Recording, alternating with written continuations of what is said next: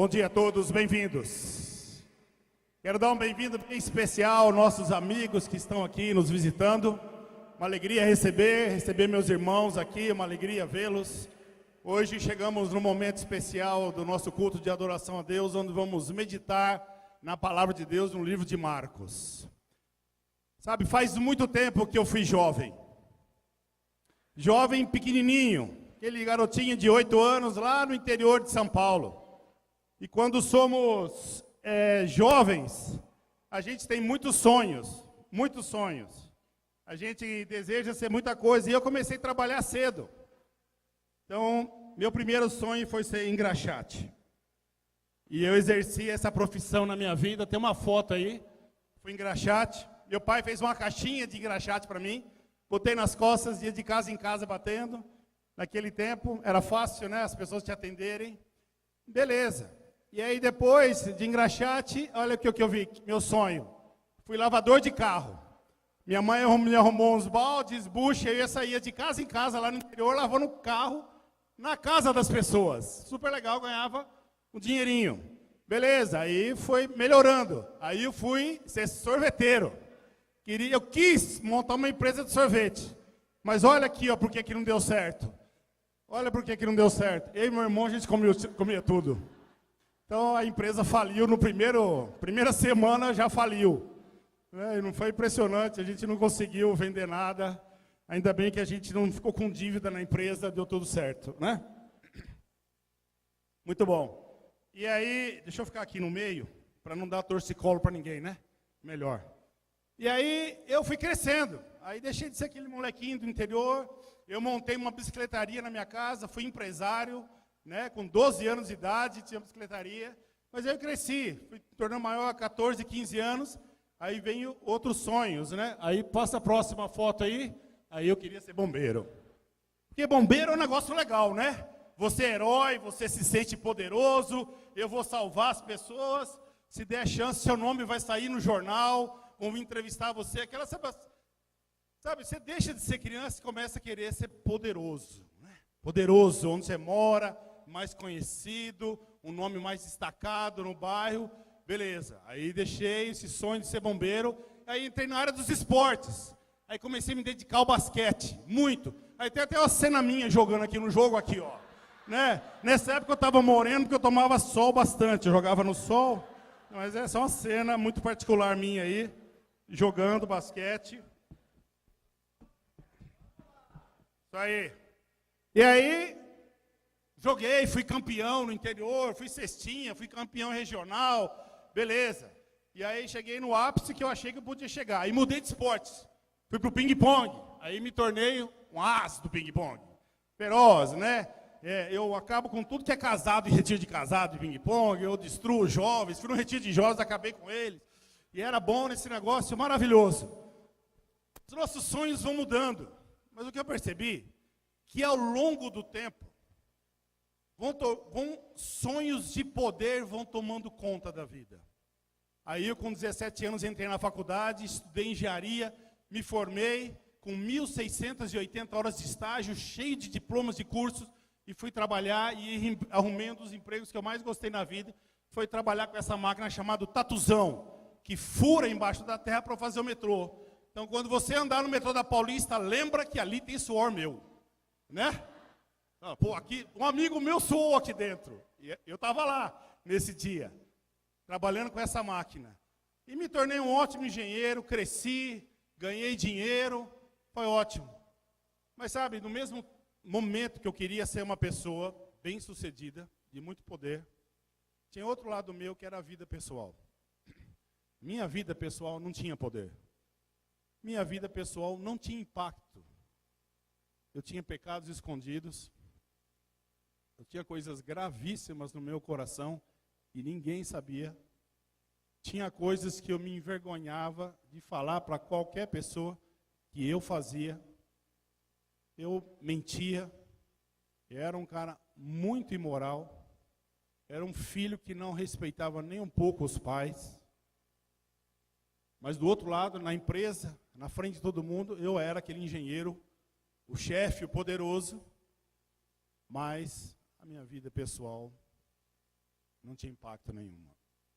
Eu tive o privilégio, 29 anos atrás, de encontrar Cristo através da palavra dele. E me tornar um homem diferente. Sabe, mas essa natureza de ter poder sempre está dentro de nós. Né? Quem vem pregar aqui, não sei se você já pensou alguma vez, mas eu vou confessar meu pecado.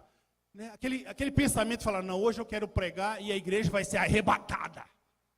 Hoje vai todo mundo mudar. A minha pregação todo mundo vai se arrepender. Né? Eu não sei se você que já pregou aqui em cima teve essa vontade. Eu já. Inclusive eu estou com essa vontade hoje. De confessar meus pecados aqui.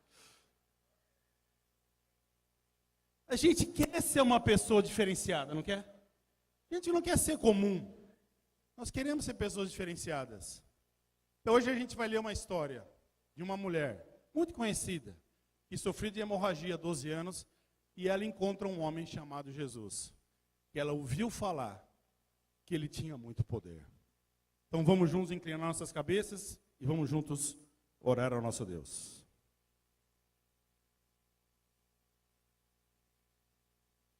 Senhor, nosso Pai, nosso Deus, nessa manhã nos curvamos na sua presença e pedimos que o Senhor abra nossos corações, nossas mentes.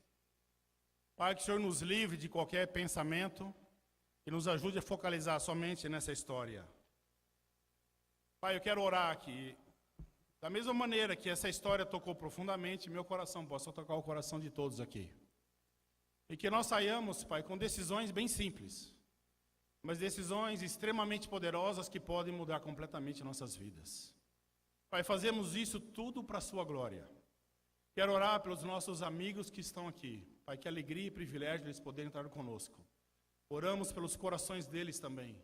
Que o poder da sua palavra também possa ajudá-los a desejarem conhecer muito mais ao Senhor. Desejarem conhecer esse Cristo, tão falado, tão famoso no mundo, e tão poderoso, particularmente na vida de cada um de nós.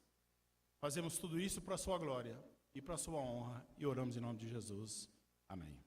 Abra sua Bíblia em Marcos capítulo 5.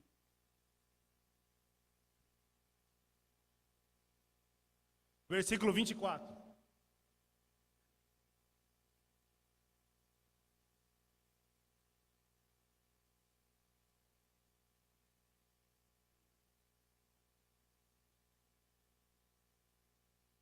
E Jesus foi com ele. Uma grande multidão foi junto e apertava de todos os lados. E o apertava de todos os lados. Chegou ali uma mulher que fazia 12 anos que estava com uma hemorragia. Havia gastado tudo que tinha, tratando-se com muitos médicos. Esses a fizeram sofrer muito. Mas em vez de melhorar, ela havia piorado cada vez mais. Ela havia escutado falar de Jesus, então entrou no meio da multidão e, chegando por trás dele, tocou na sua capa, pois pensava assim, se eu apenas tocar na capa dele, ficarei curado. Logo o sangue parou de escorrer e ela teve certeza de que estava curada. No mesmo instante, Jesus sentiu que dele havia saído o poder. Então virou-se no meio da multidão e perguntou, que foi? Quem foi que tocou na minha capa? Os discípulos responderam, o senhor está vendo como essa gente está apertando de todos os lados e ainda pergunta isso? Mas Jesus ficou olhando em volta para ver quem tinha feito aquilo. Então a mulher, sabendo o que lhe havia acontecido, atirou-se aos pés dele, tremendo de medo, e contou tudo. E Jesus disse, minha filha, você sarou porque teve fé, vá em paz, você está livre do seu sofrimento. Provavelmente você já leu essa história, né? Já conhece bastante, eu também. Então que a gente possa tirar coisas novas hoje, para nossas vidas, cada um de nós. Vamos dar uma estudadinha no que está acontecendo nessa história. No versículo 24, e Jesus foi com ele quem? Com Jairo, que era o chefe da sinagoga. O que era o chefe da sinagoga? Uma pessoa muito respeitada. Sabe, na sinagoga se faziam 3 coisas. Liam a Bíblia, pregavam a palavra e oravam. E uma pessoa acima de 30 anos poderia ir pregar a palavra de Deus. Então ela tinha que chegar nessa sinagoga, falar com o mestre, com a pessoa que cuidava, muito responsável, Então, hoje eu gostaria de pregar. Por isso que os discípulos de Jesus e o próprio Jesus tiveram tantas oportunidades de pregarem dentro das sinagogas. Então, havia muitas sinagogas lá, mais ou menos nessa cidade, entre 400 e 500 sinagogas. Cada clã tinha uma sinagoga. Então, Jairo era o chefe de uma delas.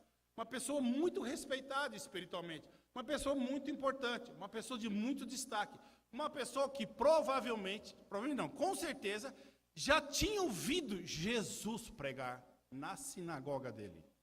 E ele aqui está passando por um momento dificílimo, onde sua filha está morrendo.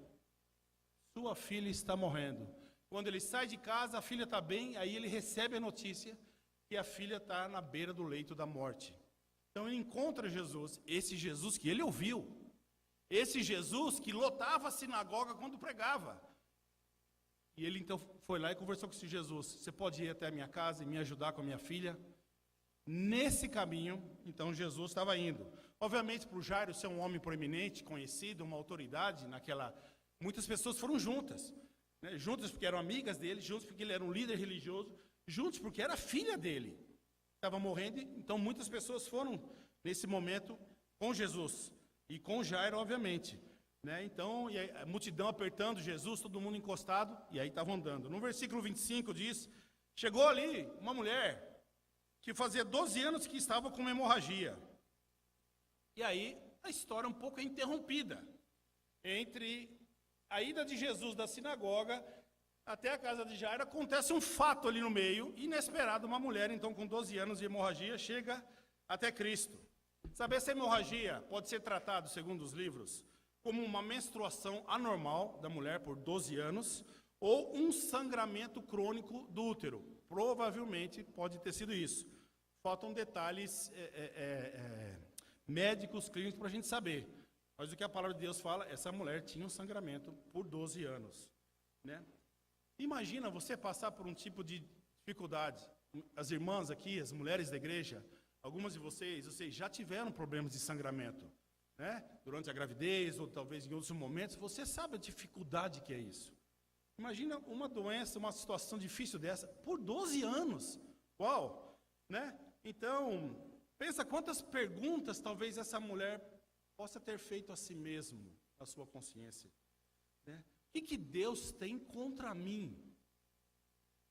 Qual pecado eu cometi para merecer tamanha punição? O que eu fiz para merecer um sofrimento tão prolongado dessa maneira?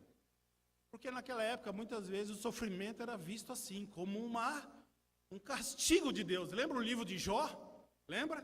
Quando Jó passou por tudo aquilo, os amigos tentando encontrar um motivo por qual Jó tinha sofrido tudo aquilo. Né? E o trabalho dele para convencer os amigos que não fiz nada. Era assim a cultura. Então você imagina os olhares para essa mulher. Todo mundo olhando e dizendo: ela deve ter feito alguma coisa, ela está escondendo alguma coisa, deve ter feito um negócio medonho. Você imagina ela vivendo com tudo isso no seu coração, na sua mente, né? E esse longo tempo doente. Enfraquecera não só a saúde dela, visivelmente, obviamente, porque o sangue se esvai, e quando o sangue se esvai, a vida também se esvai, a fraqueza vem. Mas também a doença consome a força interior. Nós sabemos quanto uma doença arranca a força interior de nós. Tira aquela força vital que a gente precisa da vida. Sabe, se ela fosse judia, na história não está claro que ela era, mas se ela fosse uma judia, em Levíticos 15, ela deveria ter um convívio familiar, por causa da hemorragia extremamente restrito. Ela tinha vários motivos para ela ser isolada. Ela não deveria ir ao culto, ela deveria ser uma mulher quase marcada num sentido. As pessoas não deveriam tocar nas coisas dela. Muito mais difícil ainda a situação dela, para a gente imaginar e pensar sobre isso. Então essa mulher aparece nessa história. No versículo 26 diz: havia gastado tudo que tinha, tratando-se com muitos médicos. Esses a fizeram sofrer muito, mas em vez de melhorar, ela havia piorado cada vez mais. Imagina quanto ela padecera nas mãos dos médicos. Sempre, e de novo, ir para os médicos, e mostrar para os médicos, e se humilhar, outro tratamento, e qual o resultado? Mais sofrimento, piorava mais, cada vez mais. A gente sabe o que é isso, muitos de nós conhecemos isso. Essa mulher, com toda boa condição financeira, foi reduzida à pobreza, porque gastou tudo. Né? Começou a passar não só agora sofrimentos físicos, mas agora sofrimentos físicos. Né? Não só sofrimentos da doença, mas sofrimentos de fome, comida, acabou o dinheiro, não tinha mais dinheiro para nada. Né? Então, tudo isso na vida dela. E aí no versículo 27, essa mulher, ela havia escutado falar de Jesus. Ela escutou falar de Jesus. Então entrou no meio da multidão, chegando por trás dele, o que ela fez? Tocou na sua capa. Com toda essa situação, com toda essa desesperança, com todo esse sofrimento e dor, ela havia escutado falar de Jesus. Ele estava curando pessoas, fazendo coisas maravilhosas. Então ela, na condição dela, de uma mulher com hemorragia, que deveria ser isolada do convívio, se atreve a entrar na multidão. Com 12 anos de sofrimento, sangramento, tudo mais, ela entra. Ou é determinação, ou é desespero, não importa porque ela entrou. Nem cabe a nós julgar porque ela entrou. Mas o que ela fez? Ela entrou. É importante. Porque às vezes a gente fica pensando isso. Ou às vezes o mundo fica pensando, as pessoas só buscam Deus no sofrimento. Qual é o mal disso? Quando é que você vai no médico? Quando você está bom? Quando você está bom, você vai no médico? A gente nem vai no médico quando está doente, porque tem medo deles, né? Principalmente os homens, né? Pelo amor de Deus, médico, longe de mim. Mas a gente tem essa conotação. Por que você veio na igreja? Você passou por um momento de sofrimento? Passei. Eu lembro, quando eu cheguei nessa igreja 30 anos atrás, eu estava no pior momento da minha vida, no melhor momento da minha engenharia, ganhando muito dinheiro. Mas já acabou, tá bom? Não precisa pedir emprestado, mas já acabou. Já acabou tudo. Gastei tudo na lua de mel com a minha mulher e fiquei zerado. Mas a vida pessoal, quando eu cheguei aqui, estava destruída. Quem conhece, não vou contar minha história, vocês já estão cansados de ouvir minha história, eu não vou contar. Né? Qualquer coisa, entra lá na minha página do Facebook, está na minha história medonha. Não, estou brincando. Não vou contar. Mas eu cheguei aqui, quem me conhece, destruído. E exige muito você ser uma pessoa poderosa no trabalho e tentar esconder tudo que é podre seu. Foi muito difícil para mim. Foi muito difícil. Então, às vezes, essa conotação de que procurar Deus porque as coisas estão ruins, mas quem que produz o sofrimento na nossa vida? Muitas vezes somos nós mesmos. A gente escolhe caminhos ruins. E o sofrimento vem para você aprender, para você mudar, para você crescer, para você amadurecer. Outros Deus coloca. Porque talvez só ali, naquele sofrimento, você vai abrir seus olhos e seu coração para conhecê-lo. Meu caso foi esse. Eu era tão orgulhoso, tão cheio de si, tão arrogante. Ele teve que fazer me passar por um momento tão difícil para eu abrir meus olhos e entender quem Deus era, quem eu era. E isso acontece com essa mulher da mesma maneira. Né? E nesse momento, quando parece que nada mais tem jeito, depois de tantos médicos, tantas notícias, tanta desesperança, ela ouviu falar de Jesus. Sabe, é isso aí. Eu vou lá, o que eu vou perder? 12 anos, pobre, doente, sangrando, discriminada, ninguém olha para mim, ninguém dá atenção para mim. O que eu vou perder? Conhecer Cristo. E ela foi. Isso é a coisa mais impressionante, ela fez uma coisa bem simples. Ela foi, imediatamente. Quando ela toca na capa, acontece algo impressionante.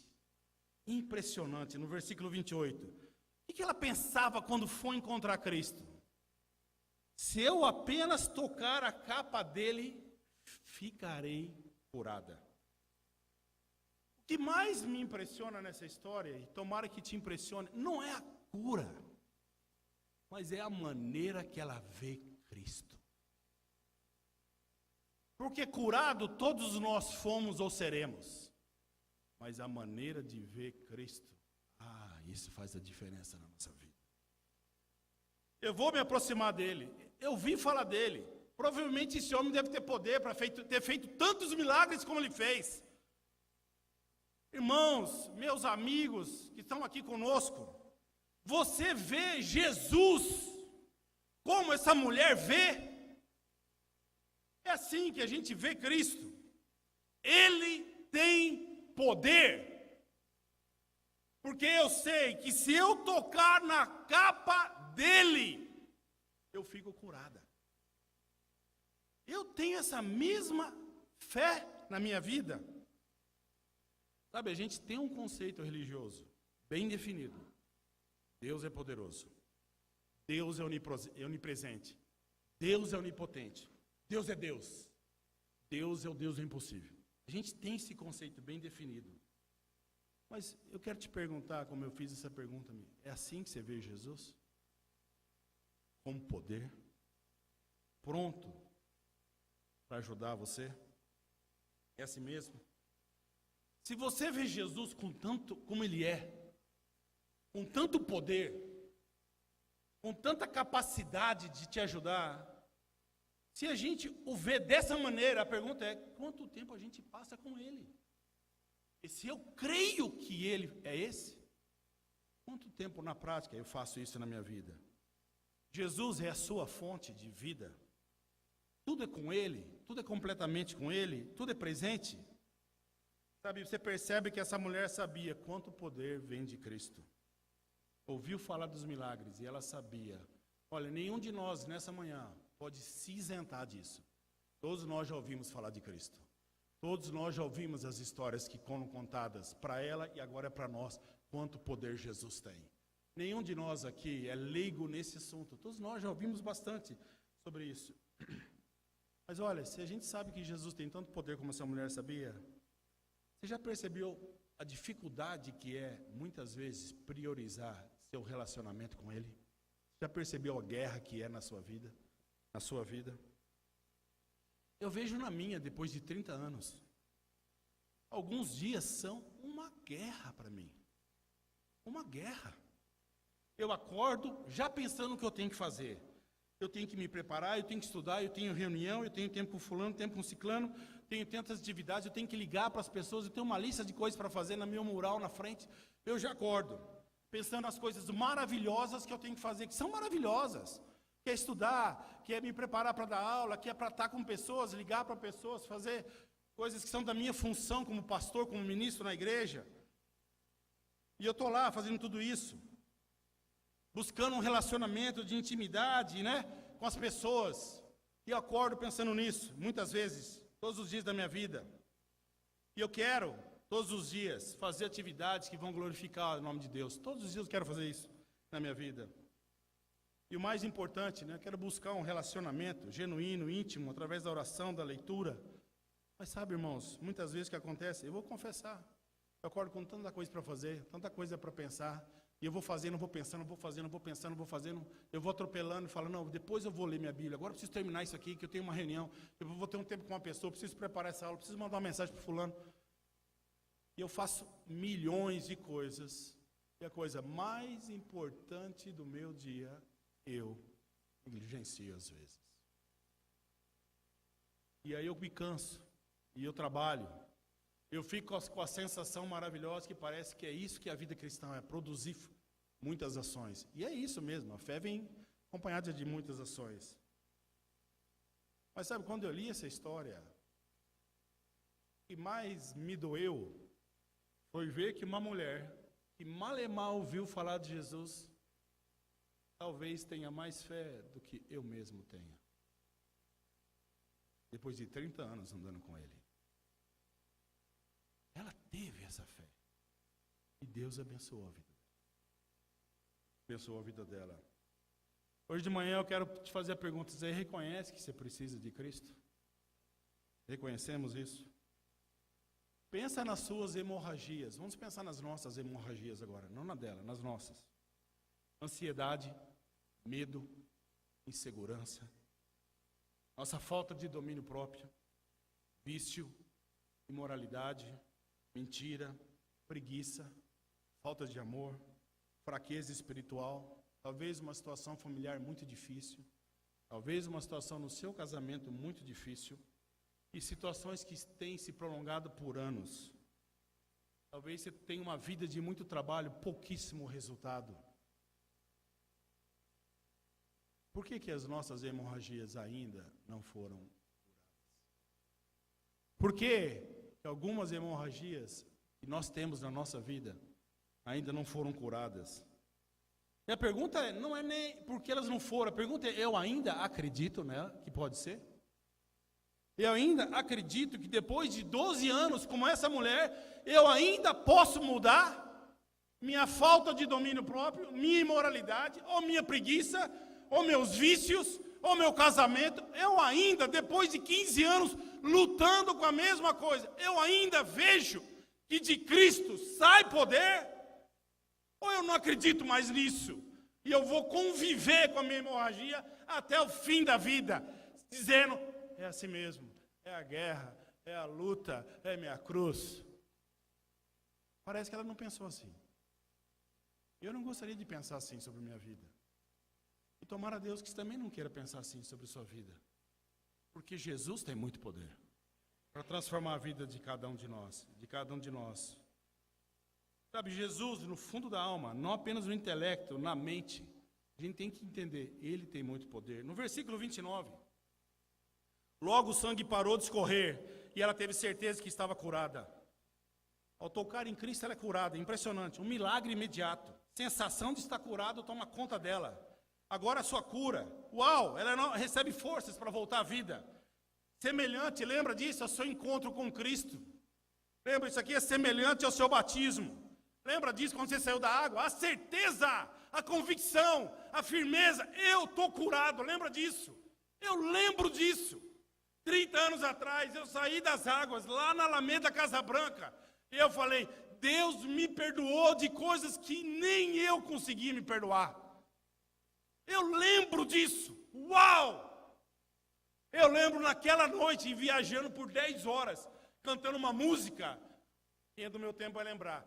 Grato Deus por me amar, sou grato por me salvar, grato Deus por me curar e minha alma salvar. Só esse refrão. Não vou cantar mais, senão vocês vão embora. Cantei essa música por 10 horas. Por 10 horas, numa noite, dentro de um ônibus, sozinho, só lembrando, Deus me curou. Uau! Caracas, não dá para esquecer. Não dá para esquecer, e tomara a Deus, a gente nunca esqueça do seu batismo. Irmãos, quando sai poder de Cristo, muda a nossa vida. Uau, e muda. Versículo 30. No mesmo instante, Jesus sentiu que dele havia saído o poder. Então virou-se no meio da multidão e perguntou, quem foi que tocou na minha capa? E imediatamente, olha que impressionante, saiu o poder de Cristo. Cara, eu estou curioso para saber o que é isso. Como que é sair poder? Sai um raio.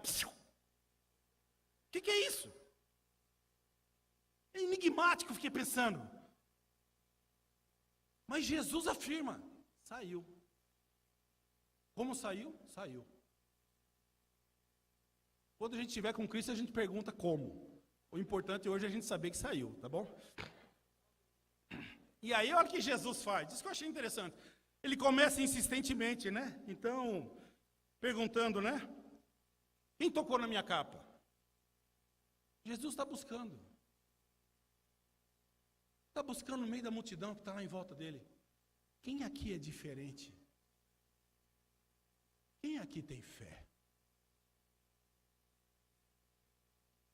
Quem aqui sabe quem verdadeiramente eu sou?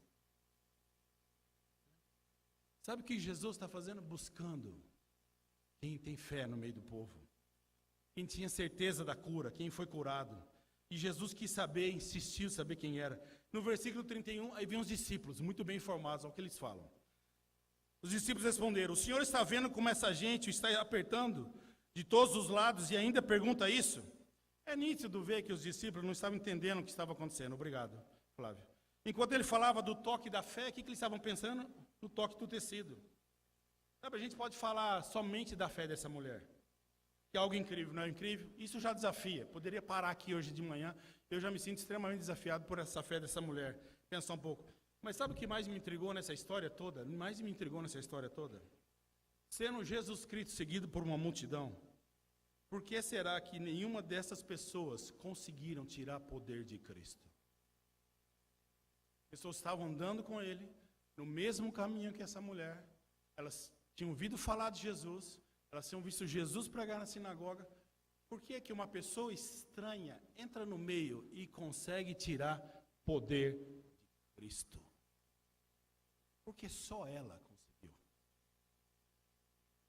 Todo mundo estava tocando no Filho de Deus, esbarrando, andando, conversando, mas não saía poder. Não havia mudança de vida. Nada. No versículo, aí, olha o que fala em 2 Timóteo, capítulo 3, versículo 5. Leiam aqui comigo. Parecerão ser seguidores da nossa religião, mas com as suas ações negarão o verdadeiro poder dela.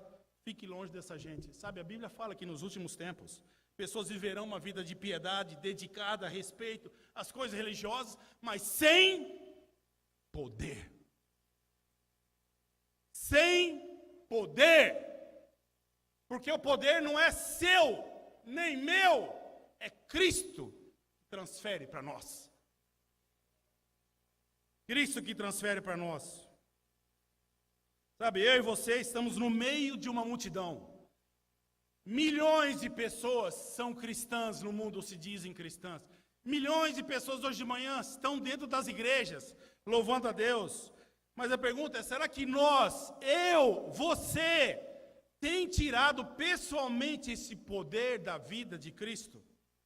Será que ele sentiria que havia saído poder na sua vida? Porque me impressionou isso, tanta gente perto e ninguém consegue, só ela. Eu fiquei pensando em nós, em mim, que estou no meio da multidão, cada domingo na igreja, confraternizando com meus irmãos, na minha casa. Será que eu vou ser que vou junto com Jairo? Ou eu tenho uma fé que vai sair poder de Cristo e chegar até a minha própria vida? Irmãos, eu lembro, e você deve se lembrar muitas vezes, quantos momentos você teve fé. Você deve lembrar em muitos momentos emocionantes da sua vida, quando você sentia o poder de Deus chegando até você. Você lembra disso? A gente precisa voltar a viver assim. Você imagina, eu fiquei pensando durante a preparação, se todos nós hoje tomássemos uma decisão, ok, irmão, nós somos 1.200 membros, essa semana, de segunda a sexta-feira, nós vamos cancelar todos os nossos compromissos, nós vamos chegar em casa e toda a igreja, todo mundo vai orar por 2 horas toda noite. Toda noite, toda noite, até sexta-feira. Sábado a gente volta às nossas atividades, porque fé sem ação também é morta, não dá para ficar só orando em casa, né? Como você acha que a gente chegaria domingo que vem aqui? Só fazendo isso. Todos nós temos a plena certeza que oração muda nossas vidas. É ou não é? Então a gente tem que colocar em prática. Eu e cada um de nós dessa igreja. Para mudar completamente nossas vidas. Sabe, diante desse fato, os discípulos de Jesus zombaram de Jesus. Pô, Jesus, o senhor está vendo quanta gente está apertando o Senhor? Aí lembrei do Marcelo. Discípulos sem noção. Né? Totalmente sem noção. Que pergunta é essa, Jesus? Quem tocou você? Mas tem noção? Né? Se eles fossem discípulos do Marcelo, eles vão falar isso para Jesus. Jesus, segundo o Marcelo, o senhor é sem noção. Porque como que alguém te tocou no meio dessa multidão? Está todo mundo te tocando, né? Está de brincadeira com a gente, Jesus? Perguntando quem te tocou? Não é brincadeira. Tem alguém aqui no meio que é diferenciado, que tem fé. Muita fé. No versículo 32, Jesus ficou olhando em volta para ver quem tinha feito. Olha que interessante. Jesus continua. Ele quer saber quem é. E ele fica olhando. Quem é? Quem é? Quem é? Ele não para. Ele não vai à frente. Ele para. Ele quer saber quem foi que fez aquilo. Ele continua a sua busca para saber quem é a pessoa. Irmãos, Jesus vai reconhecer sua fé no meio da multidão. Jesus vai reconhecer quando você o procurar de todo o coração, como a palavra de Deus fala, e decidir buscar esse poder que vem de Deus e chega a cada um de nós. Jesus reconhece as pessoas, ele reconhece o indivíduo, ele reconhece a fé, não importa quantos milhares de pessoas estejam, ele sabe quem tem fé no meio da multidão. Versículo 33, estamos terminando. Então a mulher, sabendo o que lhe havia acontecido, atirou-se aos pés dele, tremendo de medo, e contou tudo. Que cena, que cena fantástica. A experiência da ajuda do Deus vivo causa na mulher temor e tremor. Ela ficou abalada em face, né, de tanta salvação que ela recebeu. Todo o seu ser tremia, a palavra de Deus fala. Sabe, temor e tremor é na Bíblia o que resta ao ser humano quando se vê na presença de Deus, segundo Salmos 2, versículo 11. Temor e tremor é o que resta ao ser humano quando ele se prostra na frente de Deus. Seu temor, sua reverência, sua oração, sua leitura a Deus, da palavra de Deus, nossa adoração, tem crescido a ponto de você ver o poder de Deus na sua vida. Sabe, nós queremos poder na vida dos outros. Nós queremos poder na vida do pregador que vem aqui em cima. Queremos poder na vida dos irmãos jovens que vêm fazer ceia e oferta. Eu quero poder naqueles que me aconselham. Por que você não quer esse poder pessoalmente para a sua vida? Sabe por quê? Porque custa. Custa disciplina. Custa humildade. Custa parar de achar que que vamos sozinhos sem Deus, mesmo sendo cristãos. Custa confessar nossos pecados. Custa um esforço extraordinário cada dia para a gente fazer o que essa mulher fez, que é ir aos pés de Cristo. Aos pés de Cristo. Ela sai do esconderijo dela, se rende, se atira aos pés e conta tudo. Irmãos e amigos, o melhor lugar que eu e você podemos ter na nossa vida, cada dia, se puder fazer uma escolha, e faça, seja aos pés de Cristo. Com tremor e temor. Diariamente em nossas vidas, com certeza. Lá ao pé de Cristo, pronto para falar, pronto para contar, pronto para confessar, duplamente pronto para ouvir a palavra dele. Duplamente pronto para entender o que as Escrituras nos ensinam. Você lembra quando você foi batizado? Lembra?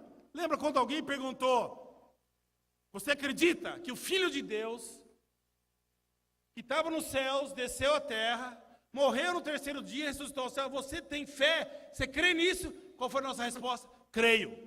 Qual é a sua boa confissão? Jesus, eu creio, é meu Senhor. Por sua fé, você foi curado. Como a mulher da hemorragia. Mas, irmãos, essa fé e essa cura não é uma vez só na vida. Nós precisamos disso todos os dias da nossa vida. Todos os dias da nossa vida. Todos os dias. Que a nossa escolha seja ficar ao pé de Cristo. Não deixe ninguém te impedir. Eu sei que isso é um desafio. Mas jamais permita que alguém, alguma pessoa, algum compromisso te tire da presença de Cristo diariamente na sua vida. Eu sei que é uma luta, eu sei que é uma guerra, coisas vão aparecer, mas eu quero encorajar você, de todo o meu coração. Vai, enfrenta, e a gente vai ver nossa vida sendo transformada pelo poder que Cristo tem e transfere a cada um de nós. Para terminar, no versículo 34, Jesus disse: minha filha, você sarou, porque teve fé. Vai em paz, você está livre do sofrimento. Quando fui batizado, foi exatamente isso que eu ouvi. Vai em paz. Esse sofrimento acabou. Vão vir outros. Faz parte da vida. Mas aquele acabou. E ela recebe isso de Cristo. Como tantos antes dela recebeu, ela recebe uma palavra de ânimo. Minha filha. No meio da multidão, ele chama: minha filha, vem, tua fé te salvou, tua fé te curou, minha filha.